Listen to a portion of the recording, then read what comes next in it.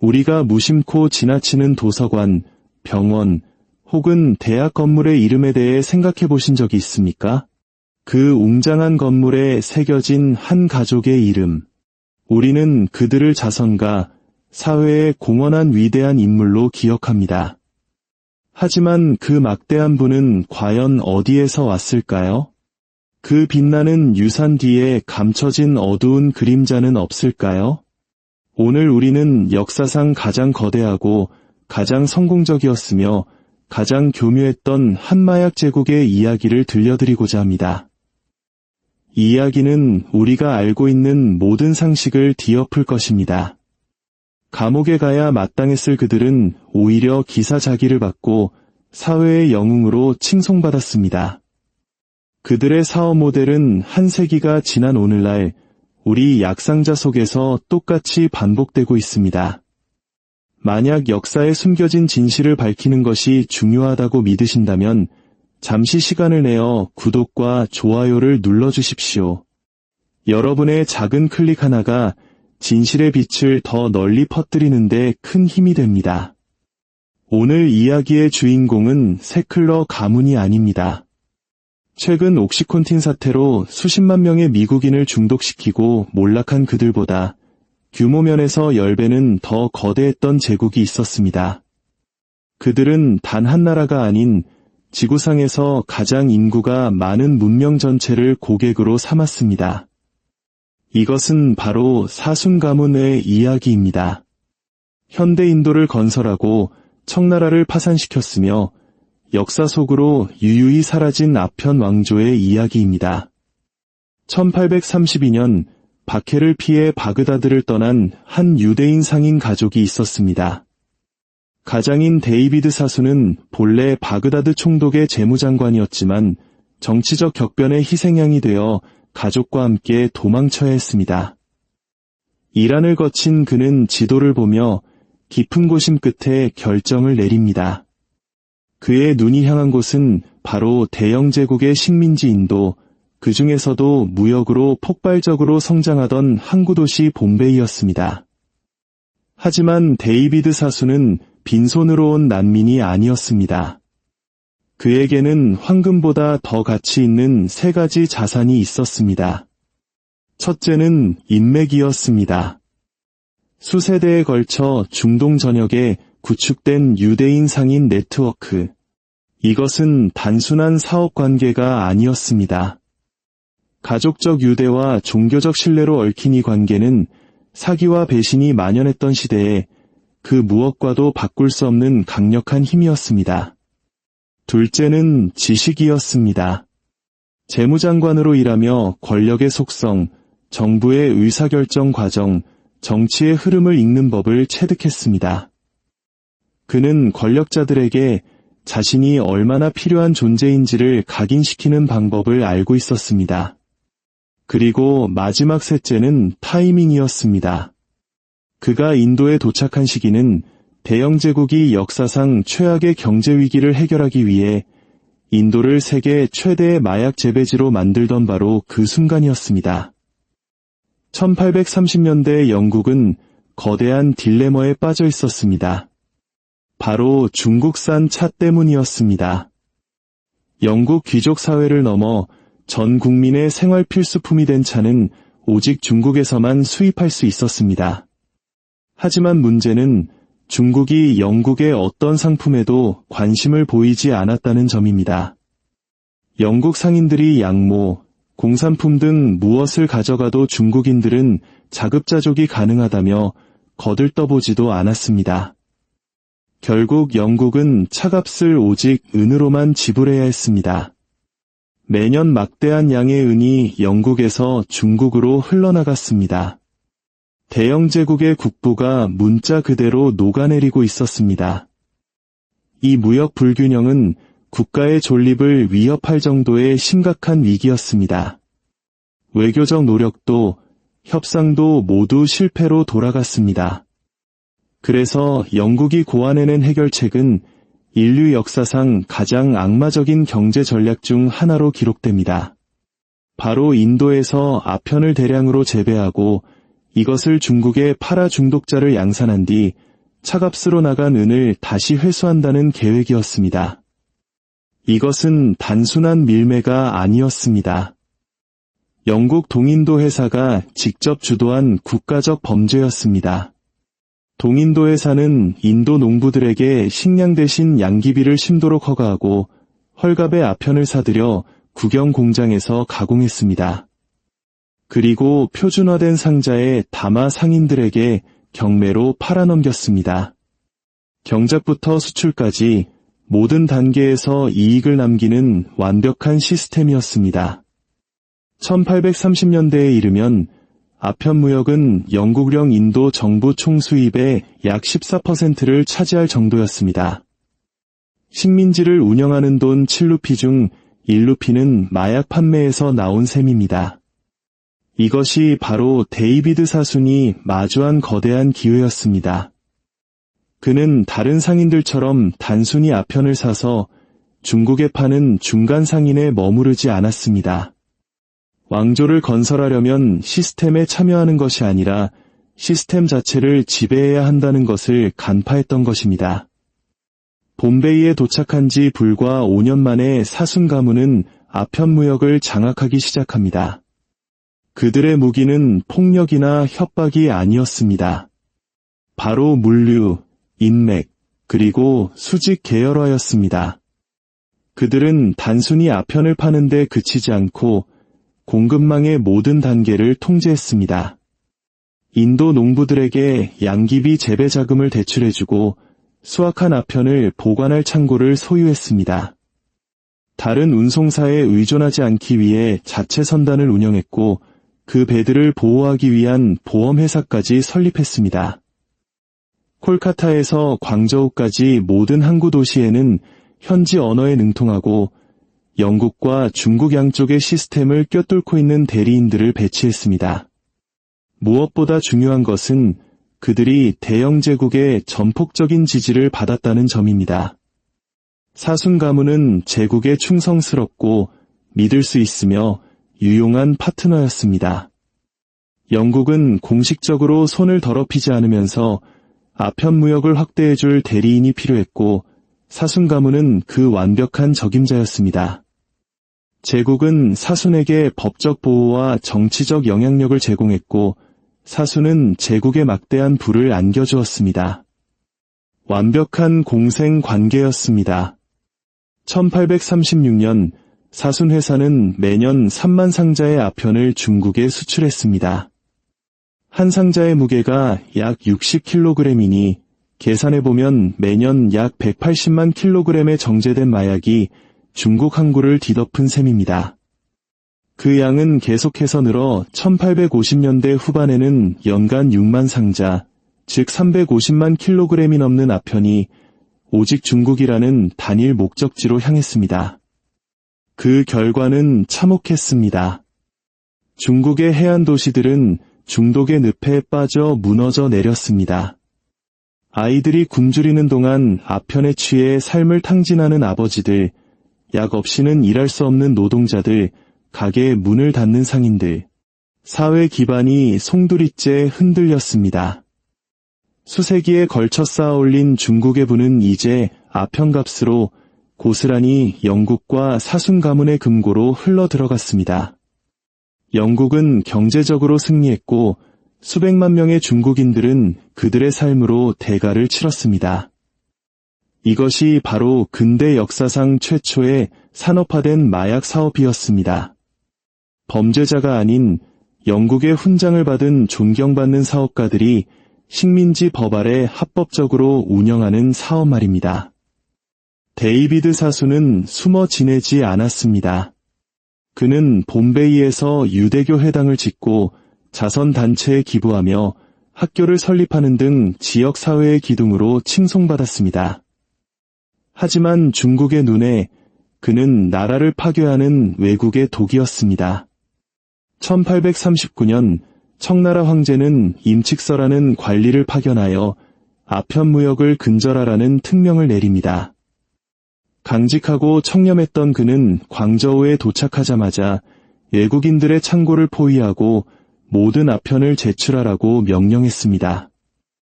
그는 영국 상인들로부터 1400톤이 넘는 아편을 몰수하여 석회와 소금을 섞어 바다에 버리는 공개적인 퍼포먼스를 벌였습니다. 더 이상 외국인들이 우리 백성을 독살하는 것을 용납하지 않겠다는 강력한 선언이었습니다. 영국의 대응은 전쟁 선포였습니다. 아편을 파괴한 것이 영국의 재산을 침해했다는 명분이었습니다. 하지만 진짜 이유는 아편 무역이라는 경제 모델 자체를 지키기 위함이었습니다. 1839년 제1차 아편 전쟁이 발발합니다. 최신식 증기 군함과 압도적인 화력을 갖춘 영국 해군 앞에 청나라 수군은 속수무책이었습니다. 결국 청나라는 굴복했고 1842년 역사상 가장 불평등한 조약 중 하나인 난징 조약에 서명해야 했습니다. 막대한 전쟁 배상금 지불, 5개 항구 개방, 그리고 홍콩 할양. 조약에는 아편을 합법화한다는 내용은 없었지만 항구가 열리고 영국 상인들이 자유롭게 드나들게 되면서 아편 무역은 사실상 막을 수 없게 되었습니다. 전쟁 내내 영국을 지원했던 사순 가문은 새로 열린 항구에 대한 우선 접근권을 보상으로 받았습니다. 아편 무역은 폭발적으로 증가했고 1850년대에 이르면 사순 가문은 인도 중국 간 아편 무역의 약 70%를 통제하는 거대 제국으로 성장합니다. 하지만 중국의 저항은 끝나지 않았습니다. 1850년대 후반 청나라 관리들이 다시 아편 단속을 시도하자 영국은 프랑스와 연합하여 제2차 아편 전쟁을 일으킵니다. 이번에는 수도 베이징까지 점령하고 중국 문화의 정수였던 원명원을 약탈하고 불태우는 만행을 저지릅니다. 중국의 자존심을 완전히 짓밟기 위한 의도적인 문화 파괴였습니다. 전쟁이 끝난 뒤 맺어진 텐진 조약에서는 마침내 아편 무역이 명시적으로 합법화되었습니다. 이제 사순 가문의 사업은 그 어떤 제약도 받지 않는 조약으로 보호받는 합법적인 사업이 되었습니다. 가문의 부는 천문학적으로 불어났습니다.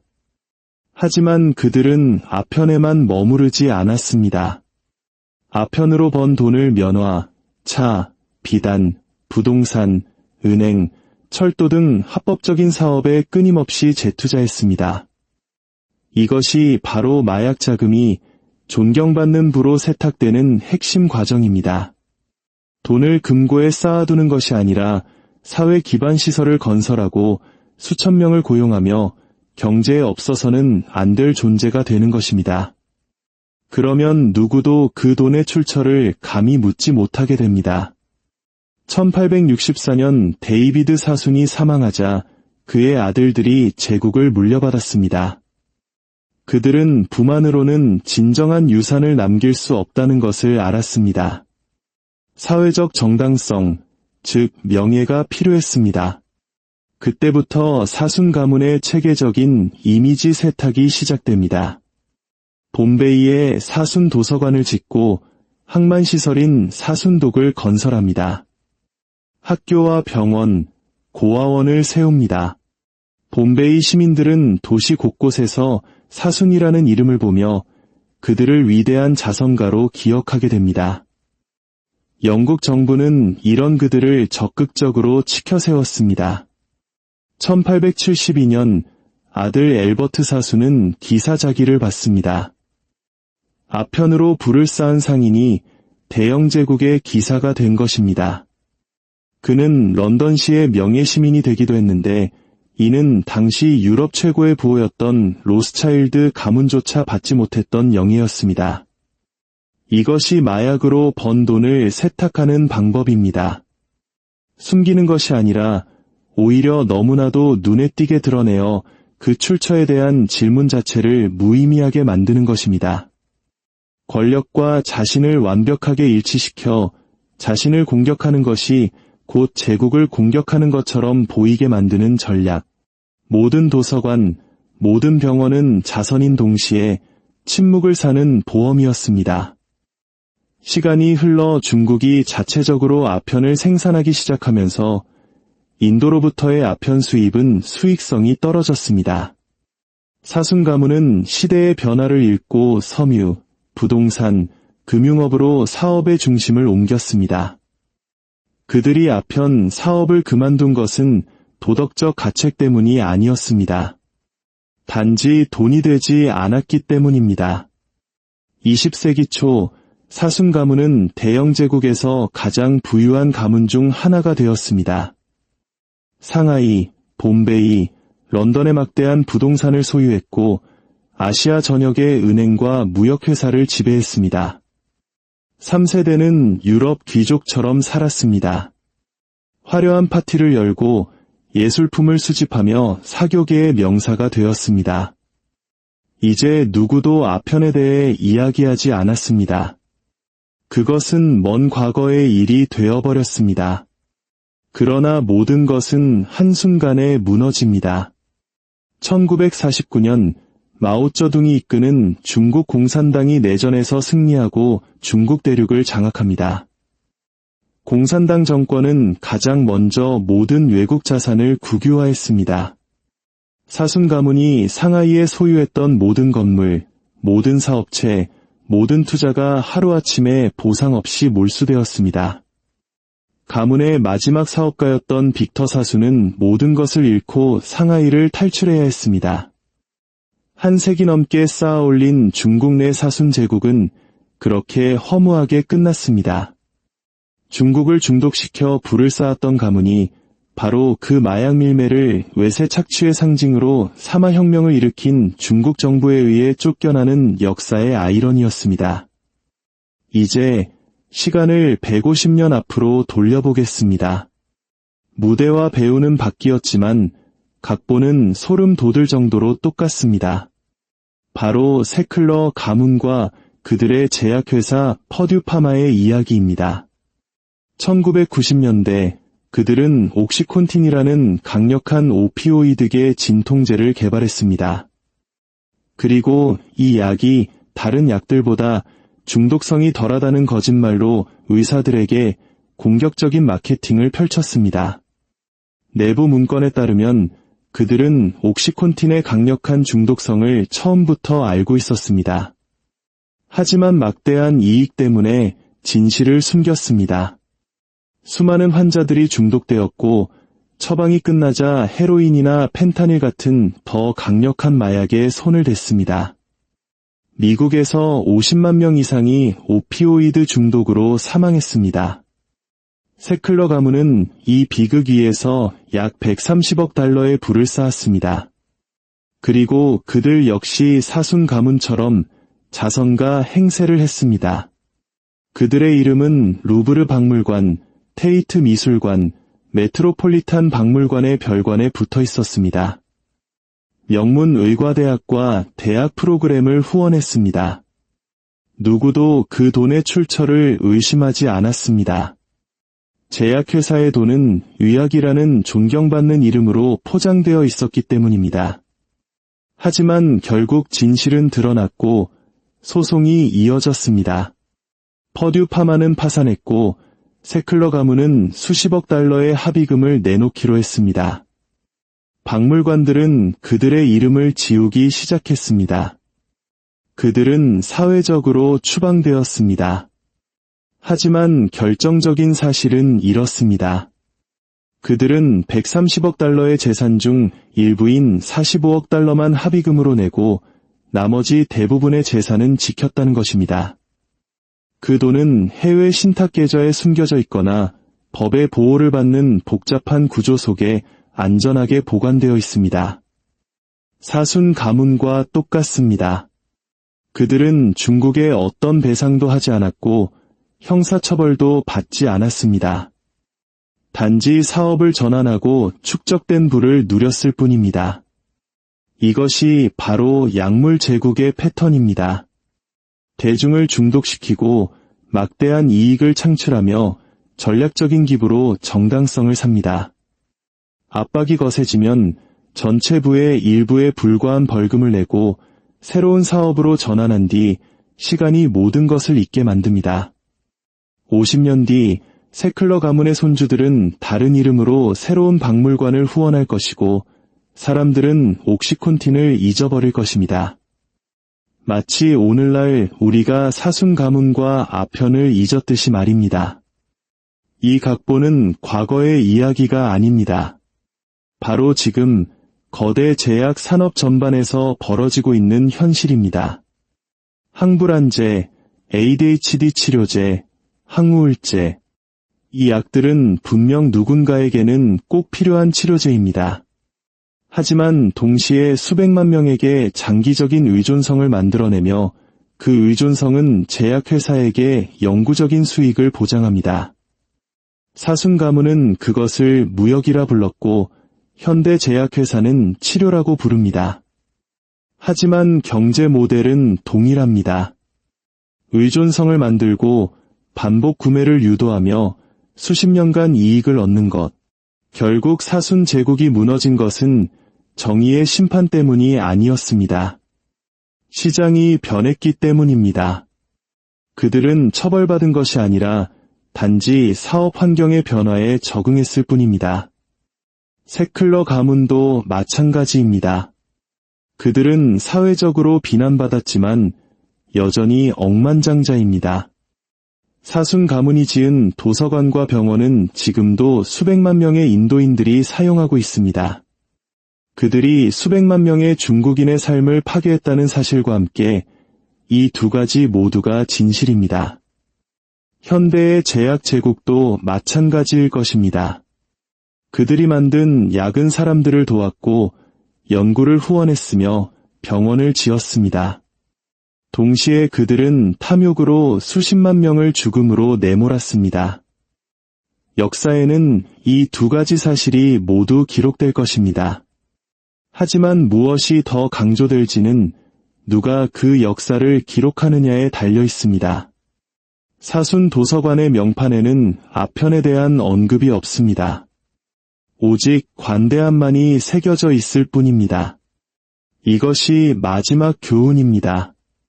자선은 피 묻은 돈을 세탁하고 역사적 면죄부를 사는 가장 오래된 방법입니다. 우리가 어떤 건물의 이름, 어떤 자선가의 이름을 볼 때 우리는 물어야 합니다. 그 돈은 어디에서 왔는가? 인간의 고통으로 불을 쌓고 그중 일부를 기부하여 침묵을 산 뒤 시간이 당신의 범죄를 역사로 바꿔주기를 기다리는 것. 사순이 그랬고 세클러가 그러고 있습니다. 그리고 이 각본을 따르는 다음 주자는 이미 우리 사회 어딘가에서 혁신적인 자선가로 칭송받고 있을지도 모릅니다.